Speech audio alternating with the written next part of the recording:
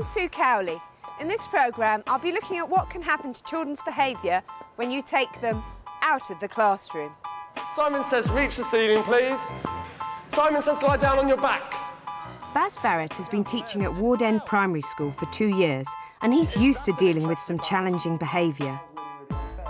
But we're going to follow him and his Year 3 class as he sets them free from the confines of the classroom for a PE lesson in their large school hall. They're very excited at the start of a PE lesson. It's also something that's very worrying for a new teacher because it can be so dangerous. Later on in the programme, I'll be discussing with Baz what went on in his PE lesson, and I'll be offering him some strategies to manage his class out of the classroom. But first, we're going to join Baz and his class as they get ready to enjoy some PE. Right, when we get to the hall, here's the deal. You take your shoes off, you take your socks off, and you put them near the wall bars like last week. Anybody who can't do that can come back and get changed again.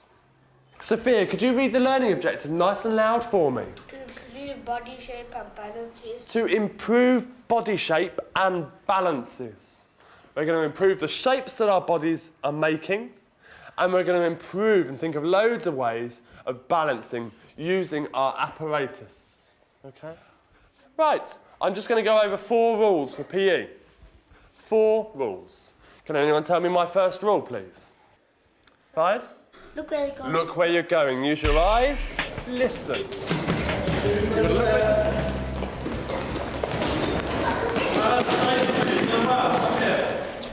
Come here. What PE rule were you breaking then? Do be safe. Were you being safe? No, you weren't, were you? You came hearing in. Go and sensibly walk over there, get those shoes off. 1, 2, 3, 4, 5, stop, breathe. Simon says sit down. Simon says stand up. Simon says sit down again. Stand up. Oh, very good. Fine, you're out.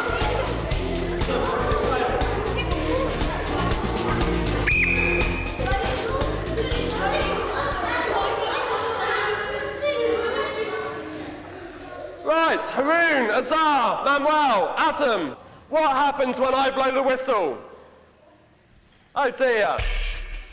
Who's going to get interesting apparatus? Who's going to get the normal, boring apparatus? Right, Daniel's group, you can just wait.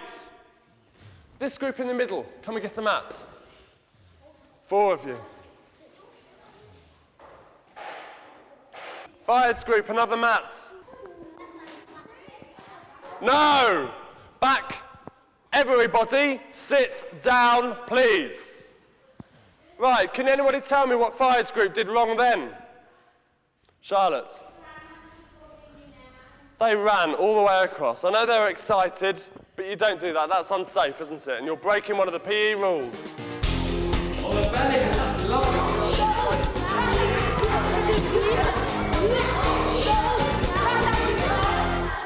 Can I see Haroon's, April's and Michael's and Zara's, please? The rest of you move away from your equipment.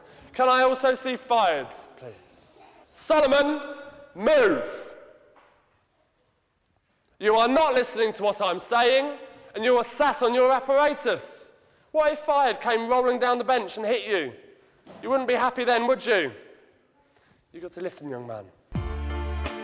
1 week on, and Baz Barrett has escaped from school to discuss with me what happened when he let his Year 3s out of the classroom. So, Baz, how often do you actually have to take the class out into an open area for PE, that sort of thing? Twice a week for PE, Yep. Once a week to the ICT suite, and then the occasional school trip. Is that an area where you say you feel uncomfortable? Yeah, I do. Mainly for health and safety reasons and for behaviour reasons as well. When they go out to another room, another place, it's really exciting, and then all hell is let loose. OK, let's have a look at what happens when they're on the carpet, then. Great. Sophia, could you read the learning objective nice and loud for me? To improve body shape and balances. To improve body shape and balances. We're going to improve the shapes that our bodies are making, And we're going to improve and think of loads of ways of balancing using our apparatus. Excuse me? I'm doing the talking now. OK, there's quite a lot of the time I've noticed in some of your time in the classroom where you are doing the talking. Yes.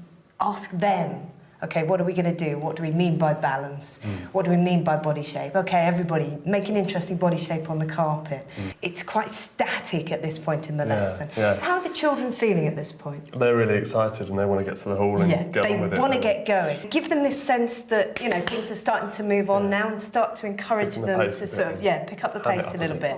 Put your hands up, please. Safely. Manuel, come here. Come here. Oh dear. Pardon?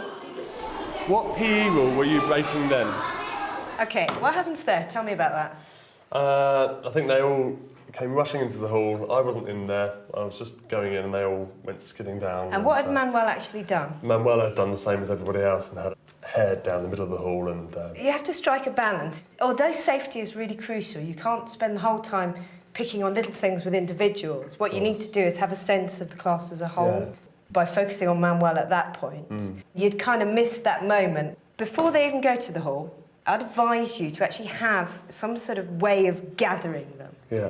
Simon says, reach the ceiling, please. Touch that ceiling, please. Simon says, lie down on your back. Now, that was going really well. I know, yeah. I would have done It that lasted for at about least 3, 4, 5 minutes. Yeah, okay. And the other thing I would have tried is getting one of the children to come and be the person doing Simon Says. Use that as a kind of reward system.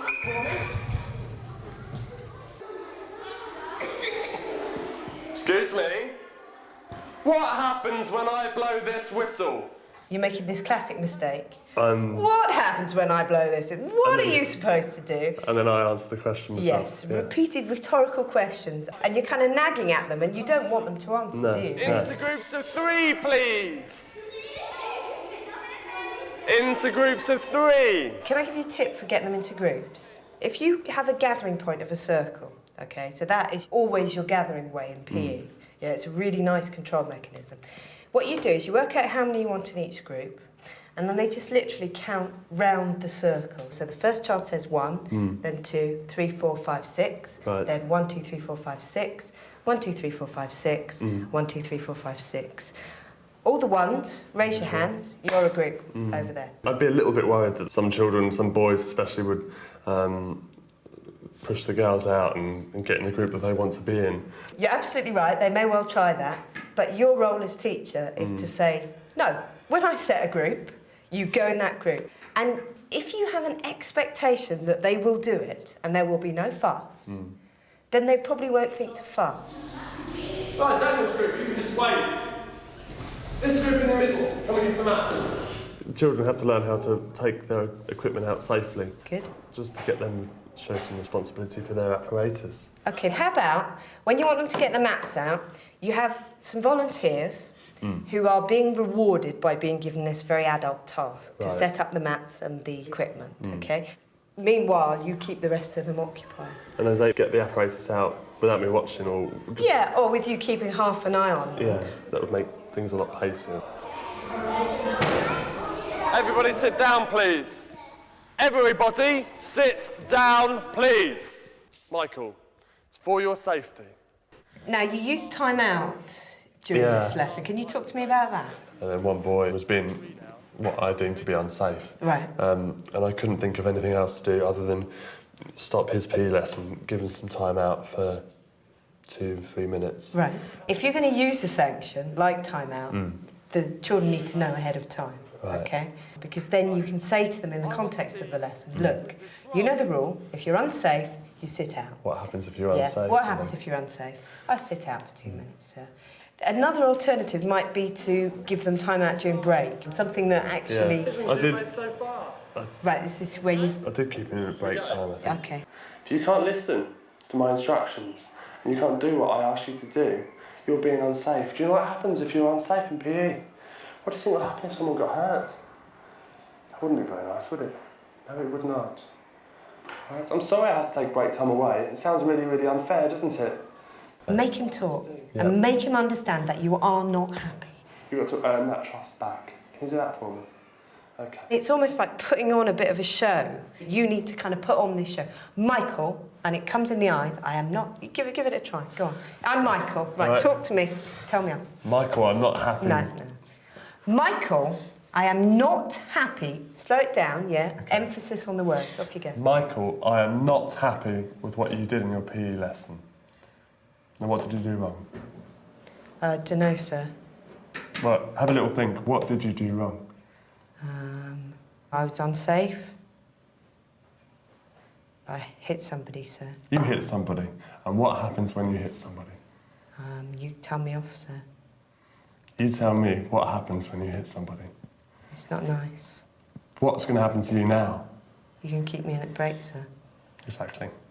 OK. Now, do you see the difference? I think you can even be slightly firmer. Not nastier, but just a bit... just a bit firmer and a bit... Yeah. Give it the eyes, yeah? Do a deadly stare at me. Go on. That's good. That's better. Well, it's a real eye-opener, actually, watching yourself, because usually at the end of a lesson, you don't really have enough time to think about... Yeah, to reflect on it. Can you think of some things that you actually want to work on out of all the stuff that I've talked about? Well, what you said about pace and about keeping the children active. OK. That's one thing I'll focus on. Brilliant. I'll focus on using the circle as a sort of come together and splitting them up into groups. From the circle, yeah. And the third one will be letting the children know what the consequences are if they mess about. And sort of checking that they understand that by... Yes, yeah. Drawing them out, by getting particularly them to speak, one-to-one. rather than me OK, dictating. brilliant. Okay. It's always tricky taking children out of the classroom, so I've come back to see how Baz has managed in the big space of the hall. Here we go.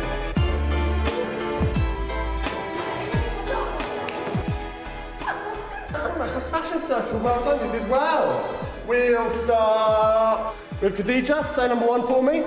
And we're going to go all the way to number 5. 1, 2, 3. 4, 5. 1, 2, 3, 4, 5. Okay, can I have one stand up, please? Okay, one. Who's over here? Okay, which group shall I choose to do the jobs? Let's have a look. I'll choose... I'm going to choose this group here. OK, what I would like, 2 mats here, 2 mats here, 2 mats here. Simon says freeze. Simon says come closer, Manuel. Simon says jump up and down, touch the ceiling. As high as you can go. I'll choose somebody in a minute. Simon says run on the spot for 5 seconds. Charlotte, stand up on this bench. You lead the Simon says for me, off you go. Turn around and do a So, well done, Baz. You seem a lot more confident in this open space now. Where do you think you've really improved? Just in confidence, basically, in having the confidence to let the children experiment and use the space. And having that organisation, I think, as well, where they come into the circle, gives you the freedom. Yes, I think so, yeah. Fantastic. Well, really well done for making those improvements. So, taking children out of the classroom and into an open space such as the hall doesn't have to be a time for inappropriate behaviour. So long as you keep the lesson moving, but you set those ground rules, you can enjoy some really active learning.